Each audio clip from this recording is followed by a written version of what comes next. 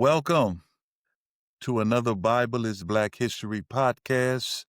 I am your host, Dr. Theron Williams, the pastor of the Mount Carmel Church and the founding president of the Bible is Black History Institute and online academy and best-selling author. And today we're going to discuss white Jesus, its political, social, and psychological, spiritual implications. This topic is always met with controversy, with one crowd contending that the image of white Jesus is innocuous, is innocent, is benign, is harmless, and it's only art. So why should it matter? So why are you reading all of these implications into a piece of art that really doesn't matter? It's only a representation and it doesn't matter. And who cares? And why do you keep pressing this issue? Give it a break. While other crowds claim that this representation of white Jesus is the actual historical representation of Jesus, and to attack this representation is to attack God. I remember I was watching a YouTube, not a YouTube, but a Facebook challenge called Destroy the White Jesus Imagery. And there were mostly young African-American men out in public with images of white Jesus, and they were ripping those images up. And there were people who were really offended. And there were some, particularly there were two old white women who literally attacked two young black men who were in public ripping up the image of white Jesus. And so there is an aggregation, there is a crowd that really believe that this image of white Jesus is the actual historical biblical image of Jesus. Still, there are others who protest the image, arguing that the historical Jesus could not have been a white man, and that this image was a production of white supremacy to whitenize Jesus, and by implication, whitenize Yahweh, his father. Michael Emerson and Glenn Bracey co-authored a fascinating book entitled The Religion of Whiteness: How Racism Distorts Christian Faith. They critiqued white evangelical Christianity through a sociological lens and provided quantitative data to support their claims that 2/3 of white evangelicals practice the religion of whiteness. In this religion, Yahweh, the God of the Bible, is not the object of their faith, devotion, or worship, but they claim whiteness is. And beneath the shell of whiteness, they practice a form of Christianity whose objective is to support the flourishing of white supremacy and white domination. Emerson and Bracey argue that the symbols of their faith are white Jesus, the U.S. flag, and in some cases, the Confederate flags, and guns. The late psychologist Frances Cress Welsing provides a provocative theory as to why white men so adamantly cling to their guns, especially their long black shotguns that discharge from the head of the barrel a cluster of tiny light-colored projectiles not designed to give life but to take life.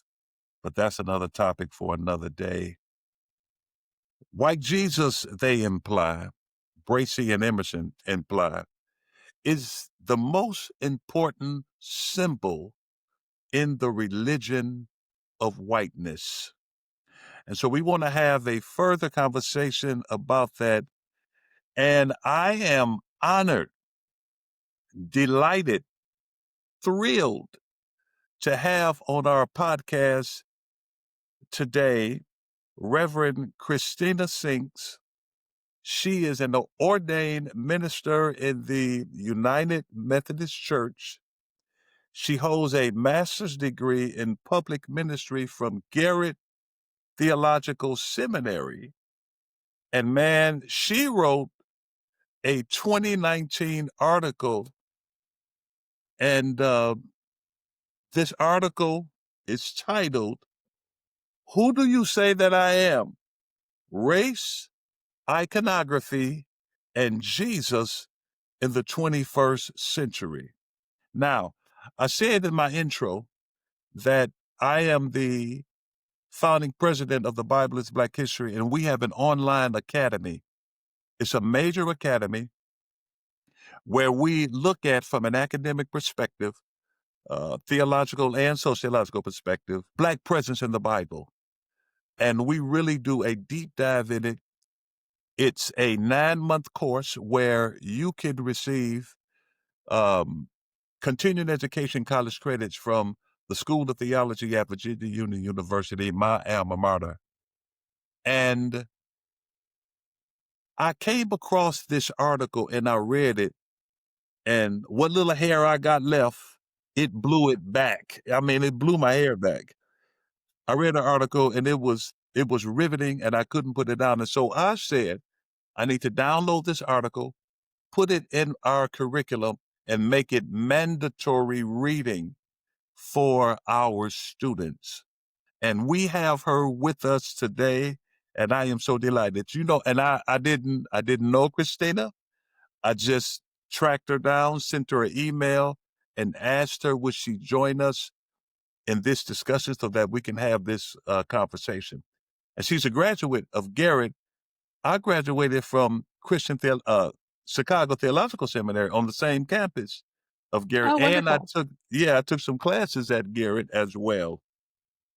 And so she wrote this article, and before we bring her on to talk about it, there is a passage that really blew me away where you talk about a study had been conducted on the psychological impact of exposure to white Jesus. You said one study of the psychological effects of iconography finds that exposure to white Jesus iconography lead both white and Black individuals to express greater racial bias against Blacks.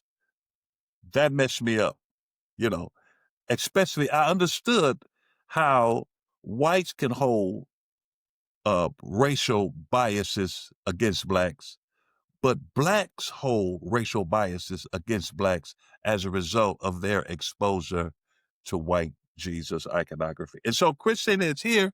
Kristina, talk to us. Tell us why you wrote the article. And let me say, you need to get this article. You need to download this article and read it.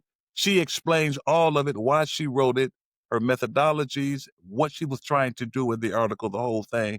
But since you don't have, as a listening audience, that article in front of you, we have the author of that article. Talk to us a little bit, Kristina, about why you wrote the article. Sure. Yeah, and thanks, Dr. Williams, so much for having me on, for reaching out. Like you said, I wrote this back in 2019, my senior year of college, and I was proud of the paper. I was excited about it, but hadn't really heard anyone reading it. So I was so happy to hear from you. And Yeah, so, um, I wrote it for a class at the University of Puget Sound. The class was called The Body in Comparative Religion, and in that class, we talked about, all kinds of things, Wait a minute. sky Hold up, burials. Kristina. Yeah, Kristina, yeah, hold up. Hold up. sure. You wrote this as an undergraduate student? I did, for class. Whoa. Okay.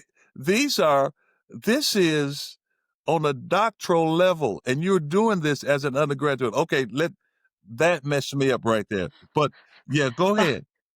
Thank you. Um, yeah, I mean, the class itself kind of framed this idea that the way that we live in bodies and experience bodies, um, is has an impact in many different practices of faith. So we talked about sky burials in Tibet, where the earth and the ecology around the place there um, consumes the body rather than it being buried in the hard frozen ground. That's one example. And kind of all kinds of other examples of how the body is experienced in religion. And so, as I was thinking about a topic to kind of put a capstone on my religious studies degree, um, as a Christian myself, I thought, like, what better way to look at this than the embodied God, right? Through Christ, who we know as Savior. Um, and uh, Throughout college, I also studied with the African American studies professors at my college, who were also professors in the communications department. And With that background, with topics that I looked at throughout college, like a mostly white choir singing gospel music, for example, things that we talked about, things I read about throughout college. Um, I was excited to kind of bring that topic in to discuss with this idea of the body being such an integral part of how we experience religion. Um, and then you've got Jesus Christ Superstar, which is kind of like a central piece of my article and a musical that I really love, and Oh man. um, a subversive piece in itself. And then you get, and this is a great time to be talking about this. I'll hopefully get to talking about the recent staging of it and the casting there. But the casting choices throughout the history of that musical have been subversive and controversial, and that's Uh-huh. um, that's kind of a piece that brought it all together for me. And so that's kind of how it came about. Yeah, And it's interesting, Christina, how you weave throughout the article the Jesus Christ Superstar narrative. And that was one of my favorite. I have the soundtrack. I listen to it even today, you know. So yeah, I really appreciated that, the different quotations from Jesus Christ Superstar where you build your article around that. Can you talk to us a little more about the idea of white Jesus? I know you talk about where it came from, where it emerged, the beginnings of it, and that type of thing. Can you talk to us a little bit more about that? yeah, yeah. And I'll start with my own background a little bit. Um, we all have in society, I think a time when we have a racial awakening, and for some people, that is forced to come a lot earlier than others. For me, I grew up in a community where I think about 80% of the students around me in my classes growing up were Asian American of different backgrounds, and as a white person myself, that was kind of an interesting experience. I was never a racial uh, numerical majority in those spaces growing up. And so when I attended college, that was the first time I was kind of, for the most part, in spaces where white people were in the majority numerically. And so I came, as through the classes and professors that I mentioned previously, came to wrestle with my racial identity really in that time in my life. And of course, that continues now. Um, But our racial understandings, our racial awakenings, hopefully force us to understand and take a look at um, our view of ourselves and our view of others. And as Christians and as people who believe in God and believe that humans are made in the image of God, that's kind of the key piece, the crux of the matter. That we believe we are all imago Dei, made in the image of God. And so, what is that image? Um, as you mentioned in the article, um, I guess like people have always had an image of who God is and who Christ is, and that's the nature of faith, that we want to be able to have something tangible to grasp onto, something to look at, right? Icons, deities, statues, all of these things are um, throughout the centuries are part of so many faiths. Um, but then you get the complicating factors of a white supremacist society and when the only acceptable or the only like culturally uh, publicized images of Christ, of the human embodiment of God, are white. Um, you can't help but like see that as woven tightly together with the white supremacist society that we live in. And I think there's a lot there, right? Colonization, um, the enslavement of Africans, the colonization and genocide of Native Americans in the U.S. Right? Kind of the this is I think white Jesus imagery and the issues there are central to this nation, and the race issues that we have had here from the beginning. Um, I can talk about the letter that was written to like describing what Christ looked like. That was actually really fabricated. This was written. They said it was from, let me see where what when they said it was written. Oh, they said it was written in the 1st century, and then translated to English in the 17th century. But later, this was found to be fabricated. Hmm. But it describes Jesus as like with nice, like light brown hair, and uh, his eyes are grayish and clear, and he's tall, and he's fair. That's a quote in there. Um, but it's fabricated, right? And like we Hmm. Hmm. we know what people from the Middle East look like, and that's not it. Exactly. Well, throughout human history, ever since people started imagining gods, those communities who imagine God in a human form, they always, without exception, always imagine their deities to look like the devotees. If you go all the way back to um, Babylonian religion and Mm. Mesopotamian religion, their god Marduk, if you may not know precisely how the people of Mesopotamian looked back in antiquity, but they left behind images of their gods. So if Right. you can find out the image of their god, how they imagine their gods, you can tell what that people look like throughout history, whether it's Yeah.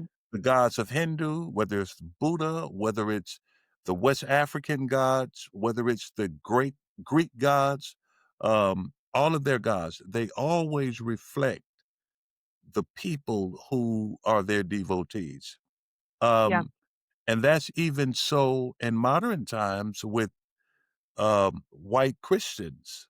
Michelangelo depicted God as a white man on the ceiling Yeah. of the Sistine Chapel, an old white man with a long beard.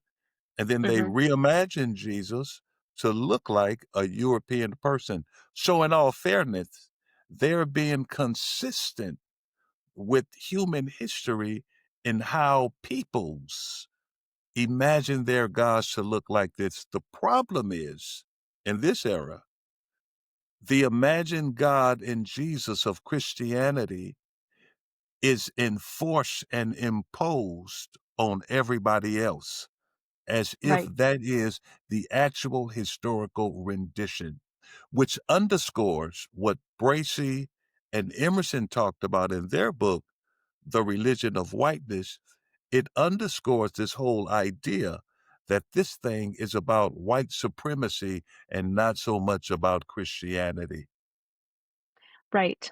And if we didn't live in a white supremacist society, uh, this wouldn't really be an issue, right? In my paper, I go into this Marx quote that in every age, the ideas of the ruling class are the ruling ideas. Mhm. That the people who have the most power will perpetuate um, kind of what's acceptable to think about, and I think that's very true of religion as well. Um, and as you talked about, and as folks know, like there's many different depictions of Christ throughout the world um, that look like the people in the places that make them, and that's wonderful because Jesus is the Son of God, the embodiment of God, but all of us are also that, right? All of us are also Imago Dei, made in the image of God, Uh-huh. and so, to be able to imagine God and God's Son on earth as someone who looks like us, who has features like ours, is powerful, right? For the faith Uh-huh. and uh, the practice of faith and the embodiment of faith, right? Like we all live in bodies and go through the world in bodies, and those bodies experience different things in the world differently. And so, I think that's so important. Um, but you're right; it's this like tight grip on white supremacy that makes a white Jesus um, particularly problematic in the world that we live in. Um, Talk a little bit about how um, white Jesus, you talk about bodies and embodiment and that type of thing. Talk a little bit about how white Jesus, is the embodiment of white supremacy. Mm, yeah. Um, there's so many pieces there, but um,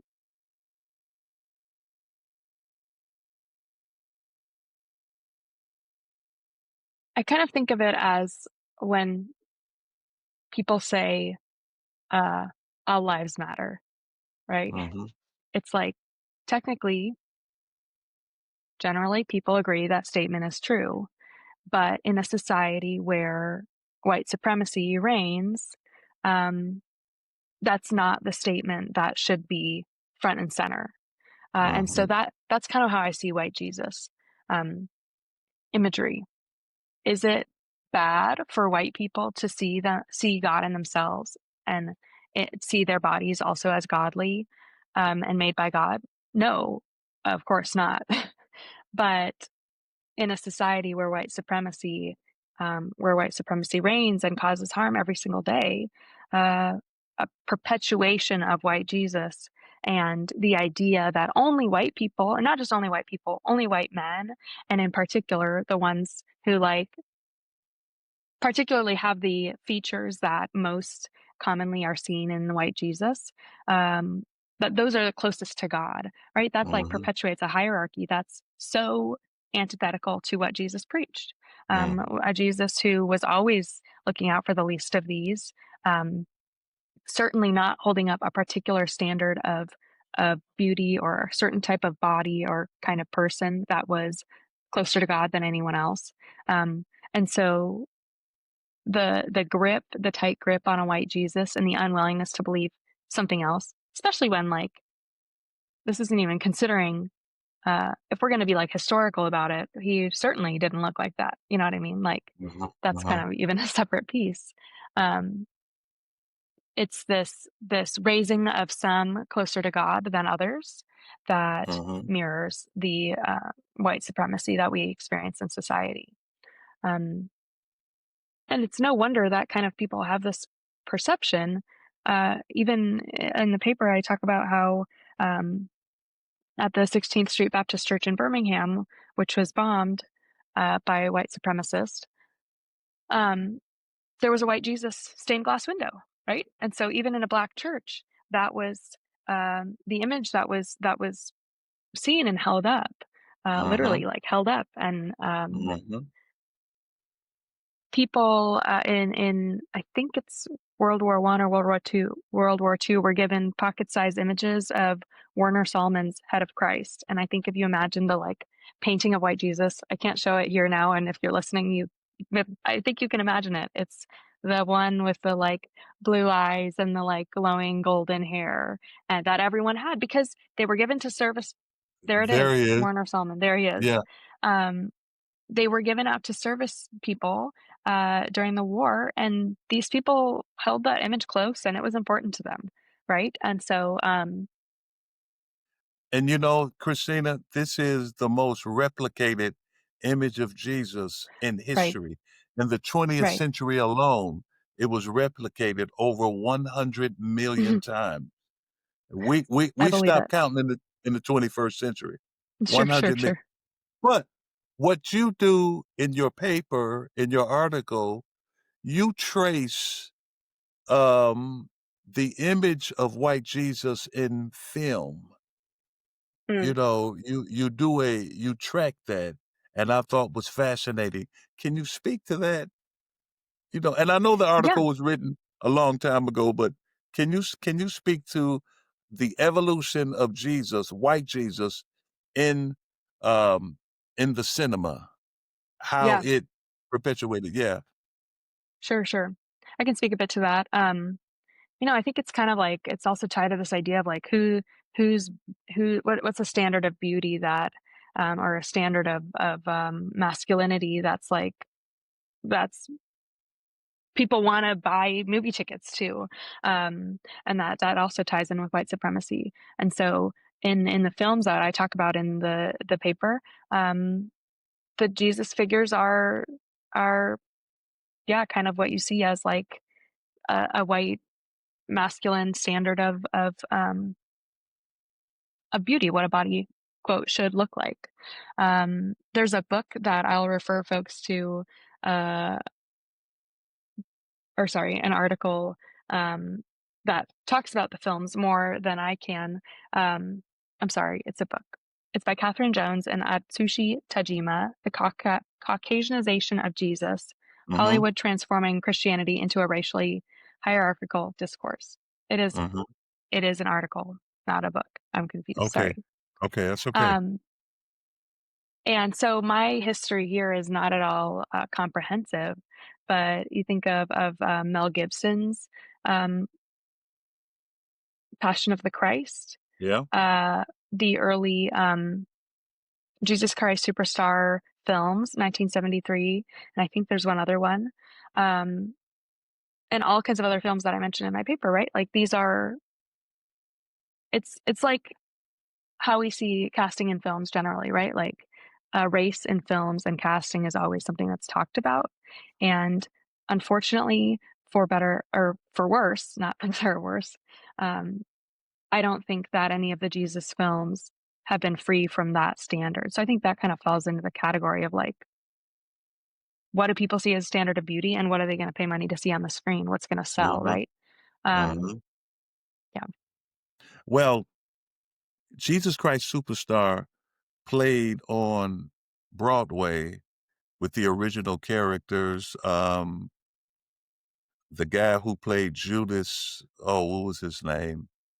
He passed away maybe 5 or 6 years ago. Mm, He became a R&B and jazz singer. Imma think of his name in a minute, who played Judas, the black man. hmm. And then, the white guy who played Jesus, I can't think of his name either. Um, but anyway, they played together on Broadway for several sessions. And they had got rave reviews.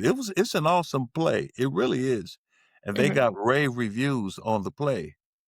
So what Ted Neely was played as Jesus, and Carl Right. Anderson was Judas, the black guy. And Ted got sick one night and couldn't perform. Mm. So Carl Anderson moved over into the role of Oh, Jesus. really? Yeah, and somebody else took Carl Anderson's place in the role of Judas. I think it was the white guy.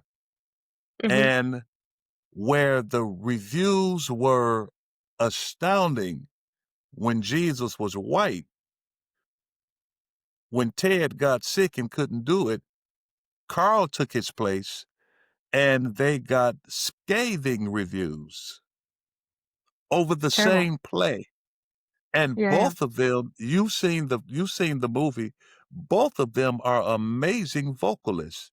They both can Right. sing really well. I mean, I'd argue But like Judas has more the Judas role has to have, more powerful vocals than even the yeah, Jesus role. yeah. So, But they were both powerful vocalists. mhm, And the reviews were the reverse when Jesus was played by a black man. So, mhm, yeah, there you have it. Because in our society, we it cannot have any other image of Jesus than a white one.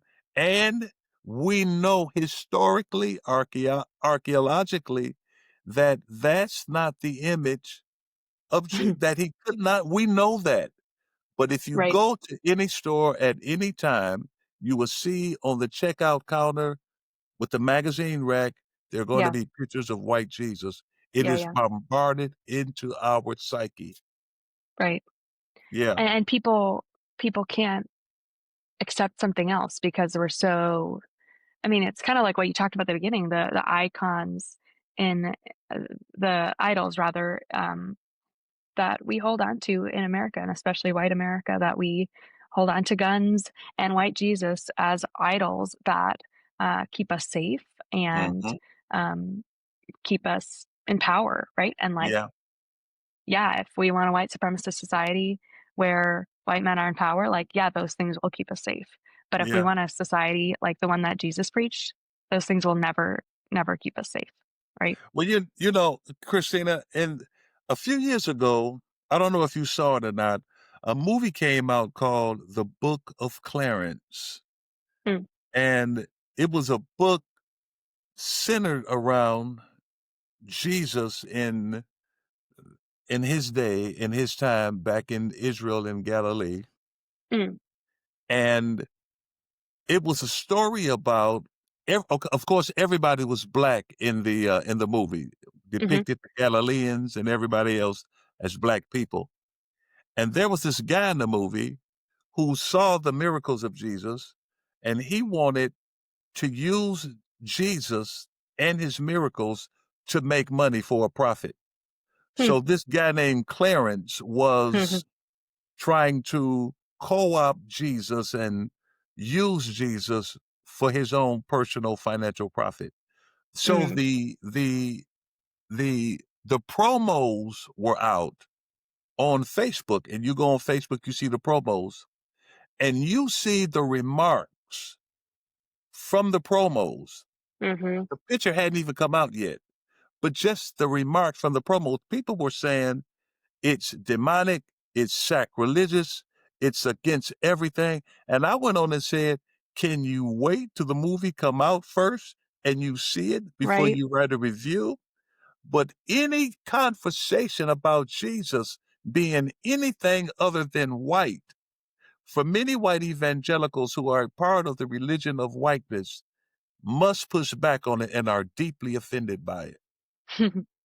They're scared, right? They're scared their kids are gonna see it. They're scared that their kids are gonna be influenced by it. I think there's so much, like, bubble wrapping of, uh, of of white evangelical kids, and that's not a world that I come from, so that's just from hearsay, but, um, I was looking up some articles recently in preparation for this podcast, and, um, yeah, demonic is a word that comes up all the time, and it's like, "Oh, are you afraid?" Like, okay, you don't have to call something demonic just because it's something different than what Yes, you have experienced.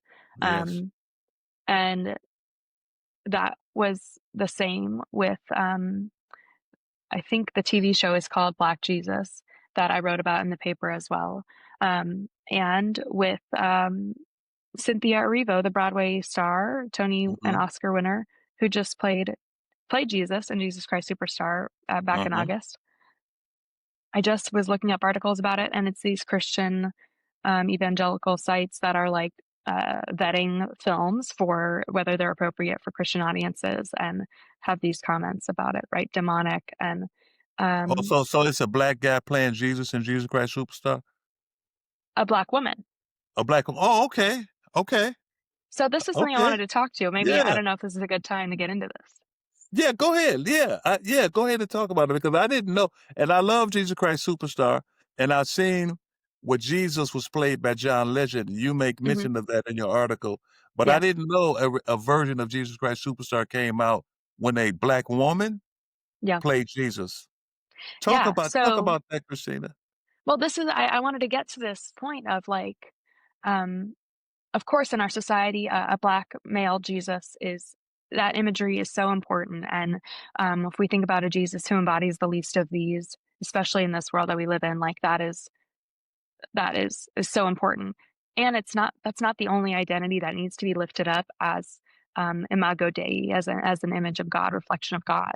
Um, And so, I guess my challenge to the listeners would be, um, who is the least of these in your community, in your church, in your area of society that a depiction of Jesus as that individual or that identity would really like turn things upside down. And it's probably the person we're most uncomfortable to depict as Jesus, right? Um, the most downtrodden in society, the most excluded even from our own institutions. Um, I truly believe that's where Jesus would be if Uh-huh. he were here today, and I believe he is there today with those Uh-huh. individuals. Um, and so, a kind of a call to expand what that looks like. And so, the staging of Jesus Christ Superstar that I referenced was just in August at the Hollywood Bowl, um, with Adam Lambert playing Judas and Cynthia Erivo, who's starred in Wicked, the film, and on Broadway as well, as a Black female Jesus. And they didn't Whoa. change the text, they didn't change the lyrics or anything. It's all like referencing, it's all the same lyrics. Like they're talking about him as Jesus and all this stuff. But a Black woman plays the role, and why? Because she's an amazing singer. But people were so upset about it, right? Uh, I'm sure they had similar things to say about, like, Hamilton and all of the white founders of America being played by people of color, right? Like, I think it's a lack of imagination, and it's a feeling that a piece of art can take away some real power that you have, and the amazing thing about that is, like, I do believe that art can move people and change power structures, you know, uh, if done in the right way. I do believe that art does have that power, and so I guess it's like, yeah, if you're like so tightly gripping to white supremacy that that scares you, like maybe you should be scared because, like, Well, Christina, I don't know if it's a lack of imagination because Hollywood has always cast white people in mhm, roles that were black people. You mhm, know, you look at the Ten Commandments, where Yul Brynner plays Pharaoh, an mm, African king, mhm, during the time when Egypt was Nubian black. mhm, Um, you can look at the movie came out called Michael, Marlon, and Elizabeth that mm, dealt with Michael Jackson, Marlon Brando, and Elizabeth Taylor, where a white man was cast as Michael Jackson. And mm, we all saw Michael Jackson grow up as this little black kid from Gary, Indiana, with a mhm, big afro, a big nose, the whole 9 yards, you know. mhm, So we all know, but it's not a lack of imagination, because mhm. Hollywood casts white people in whatever roles they want to cast them in, irrespective of what the historical person actually looked like. Right, right. I see what you're saying, and that's why representation, I think, is so important.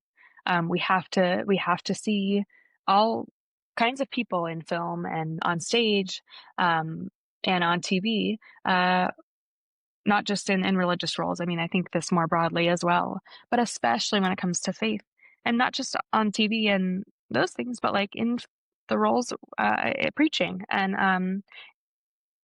wherever religious decisions are made as well, right? Like that representation is so important. Um, Uh-huh. so whether it comes to artwork or actually like leading in religious spaces, I think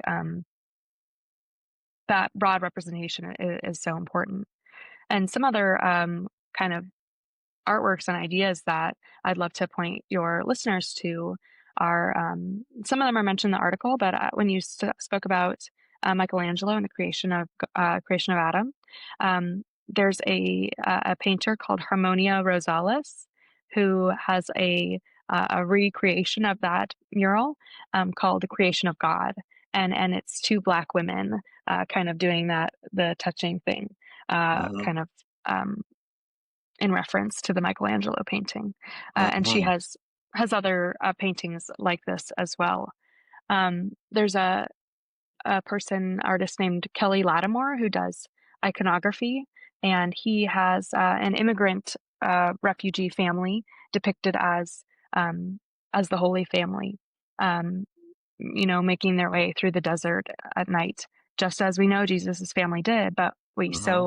so rarely see that as hear that as the story of the nativity when we you know thinking about like gentle Jesus, meek and mild in the manger, right?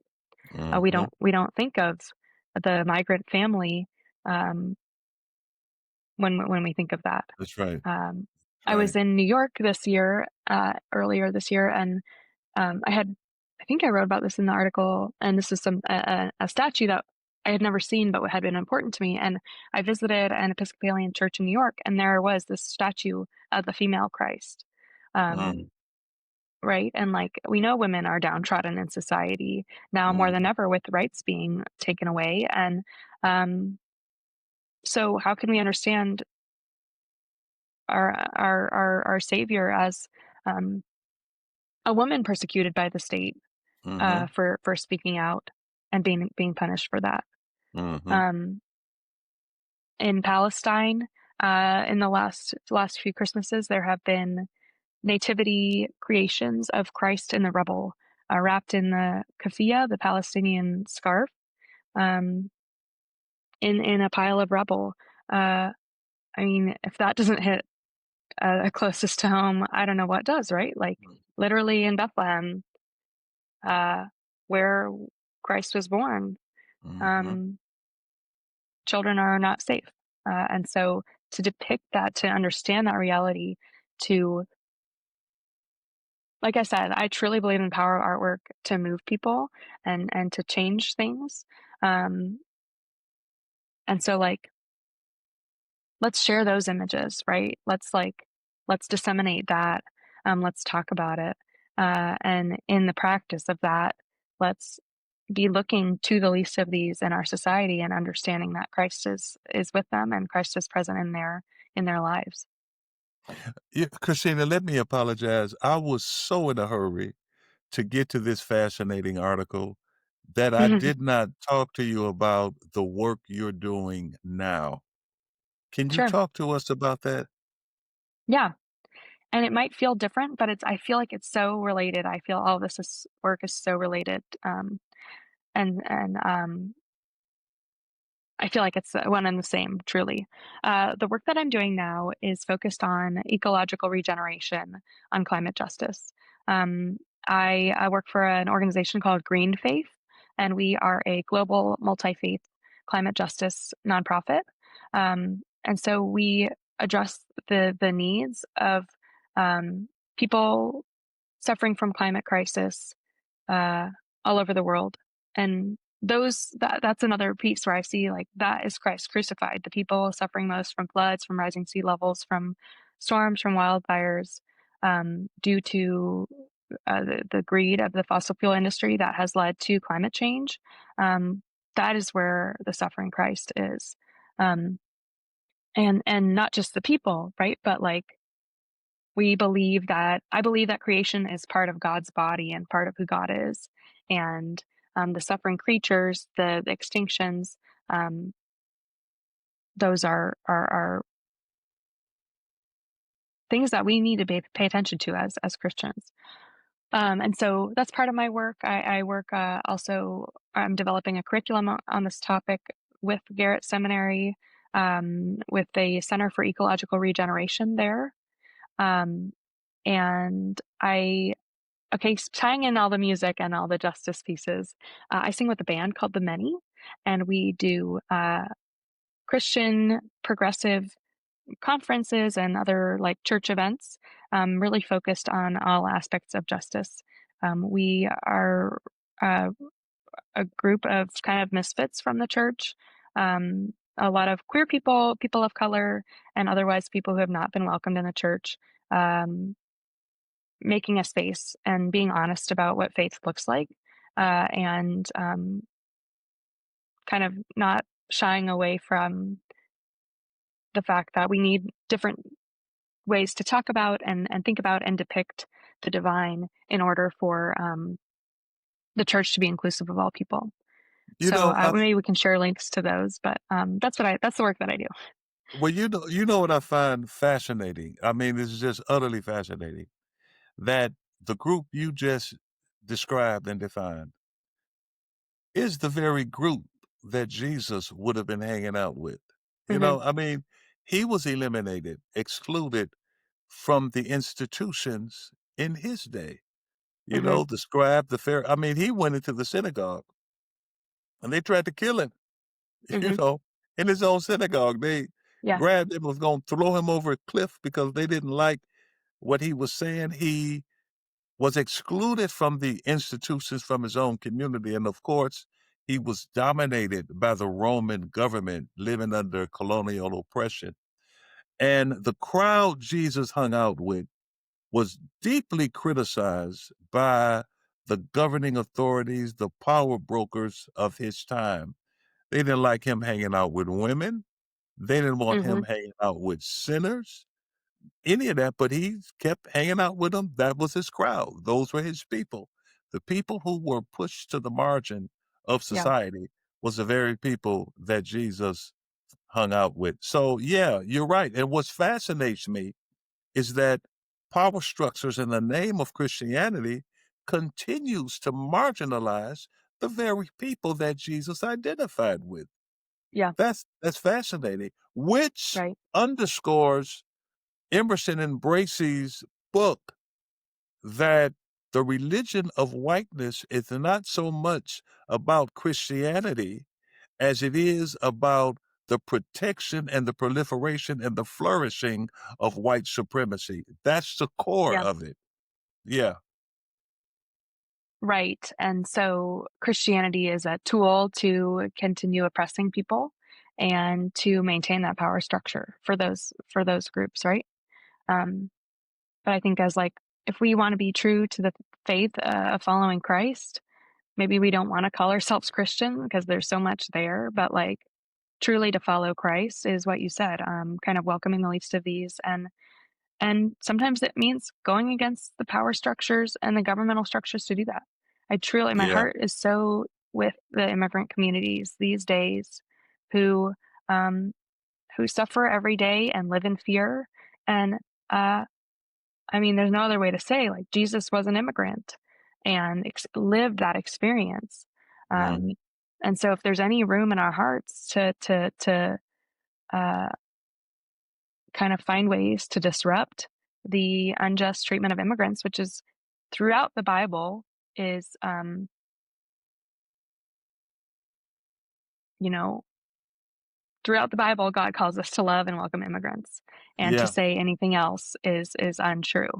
yeah. Um, so if there's any room in our hearts to be disruptive in those cycles, um, to be accompanying those folks who need it most at this time, uh, I think that that's my heart is so deeply with those communities right now. Well, you know, the Bible is full of examples of God's people being immigrants. If you look at the book of Genesis and Mhm. the story of Jacob, when he and his family, it was Right, what, how many, 70, migrated from Israel because of the famine, right, migrated into Egypt. right. You know, and they lived there. You know, Joseph had gone there before them and created a situation where he was in Mhm. power, and he welcomed the migrating people of Israel into Egypt and kept them there and protected them. Of course, when he died, it was a different story. But Yeah. as we wrap this up, Christina, you said something in your article about Jesus's image appearing on the cover of Ebony magazine, Mhm. and black people were offended by Mm. the image of black people, by the image of black Jesus, Mm. um, to the point where Ebony almost went out of business because black people stopped subscribing to the magazine that featured black Jesus. Talk a little bit about how white Jesus even distorts the view of Christianity for Mhm. African Americans, how we can't even accept an image of Black Jesus. And y- you're really young. You probably weren't even born when Mhm. Good Times came was out. Good Times, I a don't know. sit sitcom with Florida Evans and JJ and Michael and all that. It was called Good Before Times. my time. Before your time, it was a sitcom that centered on a Black family who lived in the housing projects in Chicago, Illinois. Mhm. And in the inaugural season, they had an episode called Black Jesus, Mm, where that family had the traditional image of white Jesus on the wall. And Michael, who was young and precocious and leaned in to his Black identity, found a picture that his big brother JJ had painted of a Black Jesus. He went and took the white Jesus off the wall of the family and mm. put Black Jesus up, and the mother had a fit. Said, "This Black Jesus is not going to be on my wall. The white Jesus is the one I know. That's the one I worship. That's the one I love. And if Jesus had been Black, the Bible would have said it, notwithstanding the Bible never said he was white either, but that didn't distract her. So she had that image on the wall. So we have this whole episode dealing with Mm. Black Jesus versus white Jesus in a Black household. And so Yeah, you mentioned that this image of Black Jesus was on the front of Ebony magazine. Can you speak to that? And then we'll wrap it up. sure. Yeah, and you're right, people were upset about that, and, I think it almost put Ebony, like you said, put them out of business almost. Um, I mean, I would say that's internalized racism, all perpetuating from white supremacy. Um, I don't I mean, of course, it's complicated, but I don't think the cause is a mystery. I do think that's it. If you're told over and over and over again, and all your images that you see are white Jesus, then uh, and that's who's there when you pray in church on Sunday morning, and that's who's in your devotional books or whatever. Um, yeah, you would come to think that, especially if you live in a society that tells you every single day that the body that you live in is not. Um, is further from the divine, right? So I guess that's what I would ascribe that to. Um, and my goal, really, my hope with the article and with my work now too, is to expand our horizons of who's included in the community of God, and also what God looks like. Uh, if God is not made up of the vast rainbow tapestry of humanity and all of creation, um, then we've made God into an idol. If God Mhm. is not larger and more beautiful and more expansive than we can imagine, then we're doing something wrong. If we've Yeah. kind of defined the image and said that's what it is and nothing else, um, that's not faith. That's us trying to put God in a box. So And that's the genius of the Hebrews of the Old Testament. They didn't have an image of God. God forbid. He said, "No, don't make any image of me. I don't want to be right. put in one box. So don't make any images of me." That's the genius of the Hebrew faith of the Bible, that they decided, or by the mandate of God, no images, you know. Right. But that didn't stop people from putting the God of the Bible in an image of a white bearded man on the ceiling of the Sistine Chapel. Hmm. So thank you, Christina, for hanging out with us and for sharing with us. Ladies and gentlemen, you really need to go Google this article. Who do you say that I am? Race, iconography, and Jesus in the 21st century. You need to get it and you need to read it. Thank you, Christina, for hanging out with us, and your fiance. And when is the wedding day? Next fall. Congratulations, and I Thank wish you. you and your fiance a whole lot of happiness. Thank you so much. Thank you so Okay? much for having me, Dr. Williams. Really Yes. interesting So glad Yes. to get to talk about this article, and I always recommend people listen to the soundtrack of Jesus Christ Superstar. Oh, yeah, it's So awesome. It's get out awesome. there and do that. John Legend version is awesome. I recommend Yeah. it.